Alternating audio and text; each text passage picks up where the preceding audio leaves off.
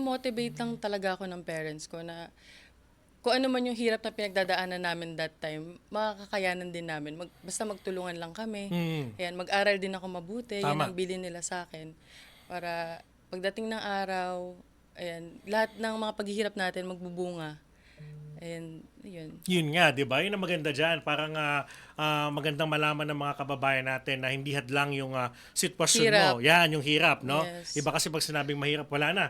Hanggang dito na lang ako, tatanggapin na lang nila. Wala silang gagawing paraan para umusad, makatulong sa pamilya. Para ang dating kung wala na mai-provide si mami at si daddy o si papa at si mama, okay na lang yan kung ano na lang siguro ibigay. Pero in your case, lumabas ka dun sa comfort zone mo at talagang tinaguyod mo yung sarili mo.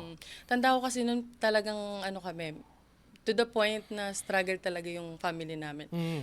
Wala yung daddy ko nalayo sa amin, tapos yun, hindi siya nakakapag-support. Not that time. So kami lang ng mama ko ang ano. Tulungan talaga. Yes, nagtulungan kami. Natandaan ko na nangutang siya sa tindahan para lang may makain kami. Grabe, di ba? Tapos minsan, matatapat ka ba doon sa masungit na tindera? Yung mga Ayun. ganyan, may masasabi. Oo.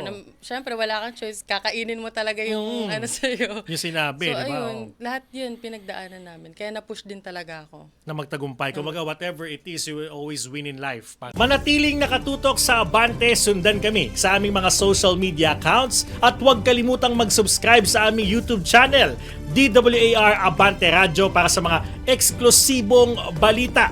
Ako po si Jigo Postolero.